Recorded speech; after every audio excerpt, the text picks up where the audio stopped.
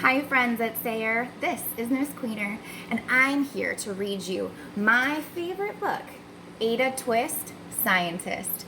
It's all about this little girl who follows her questioning mind that leads her to solve all of these kind of wacky problems. It's got a lot of great messages. I hope you enjoy it as much as I do. Bye for now. Ada Twist, Scientist, by Andrea Beatty, and illustrated by David Roberts.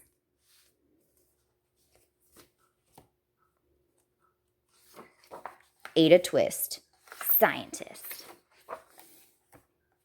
Ada Marie, said not a word till the day she turned 3. She bounced in her crib and looked all around, observing the world, but not making a sound. She learned how to climb and then made her big break, with a trail of chaos that was left in her wake. She ran through the day, chasing each sound in sight, and didn't slow down till she conked out at night.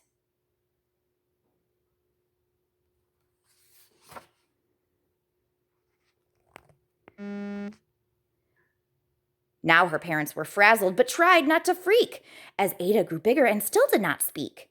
Clearly, young Ada, with lots in her head, would have something to say when something ought to be said.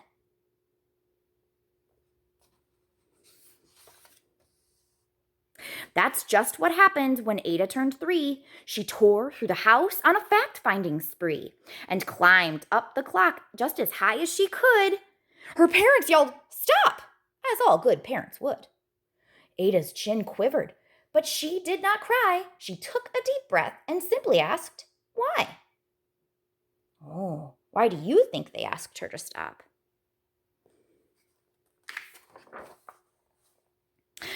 Why does it tick and why does it talk? Why don't we call it a granddaughter clock? Why are there pointy things stuck to a rose, and why is there hairs up inside of your nose? She started with why, and then what, how, and when. By bedtime, she came back to why once again. She drifted to sleep as her dazed parents smiled at the curious thoughts of their curious child. Who wanted to know what the world was about? They kissed her and whispered, "You'll figure it out." Her parents kept up with their high-flying kid, whose questions and chaos both grew as she did.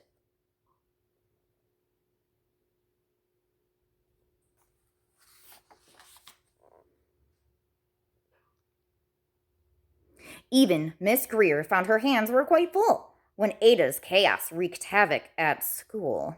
But this much was clear about Miss Ada Twist. She had all the traits of a great scientist.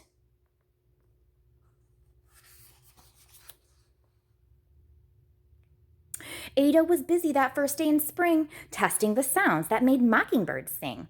What a horrible stench whacked her right in the nose! A pungent aroma that curled up her toes.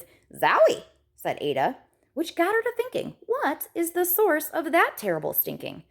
How does a nose know there's something to smell, and does it still stink if there's no nose to tell?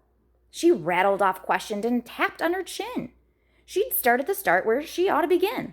A mystery, a riddle, a puzzle, a quest. This was the part that Ada loved best. Where do you think the stench could be coming from?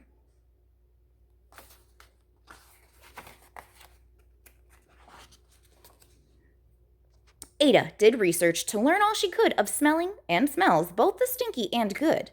One hypothesis Ada thought could be true. The terrible stink came from Dad's cabbage stew. Ew.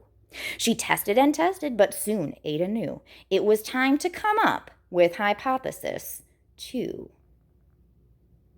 Bum, bum, bum. Then zowie! The stink struck again, just like that. Hypothesis 2, it's caused by the cat. The cat couldn't make such a stink on its own.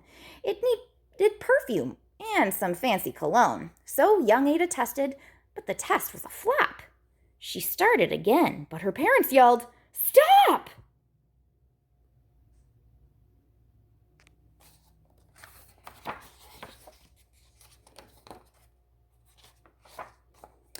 Ada Marie, Ada Marie, to the thinking chair now, by the time we count 3. Enough, said her mother. That's it, said her dad. Her parents were frustrated, frazzled, and mad. Why? Ada questioned. Her mother said, no. What? Ada queried. Her father said, go. You've ruined our supper. You've made the cat stink. Enough with your questions. Now sit there and think.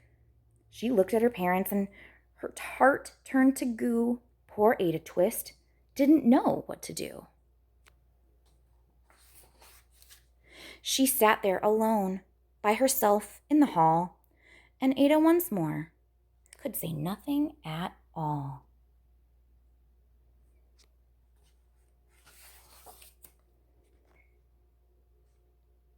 And so Ada sat, and she sat, and she sat, and she thought about science and Stu and the cat, and how her experiments made such a big mess.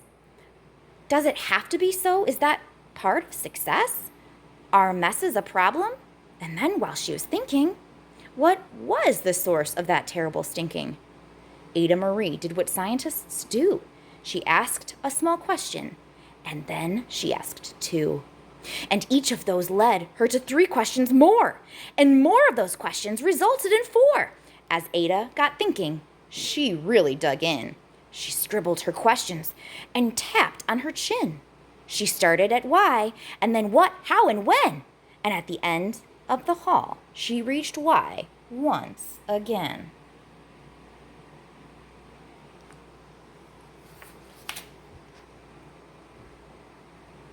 Her parents calmed down, and they came back to talk. They looked at the hallway and just had to gawk. No patch of bare paint could be seen on the wall. The thinking chair now was the great thinking hall. They watched their young daughter and sighed as they did. What would they do with this curious kid who wanted to know what the world was about? They smiled and whispered, "We'll figure it out." Oh my goodness. Look at all that glorious thinking.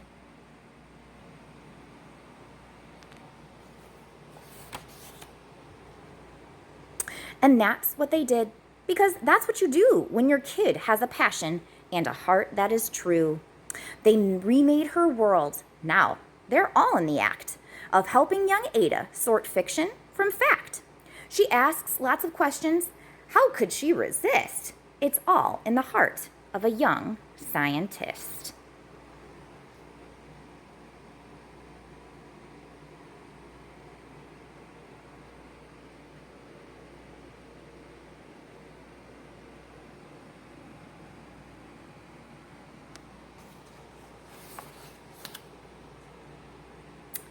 And as far as that smell, well, what can Ada Twist do but learn all she can with her friends in grade 2?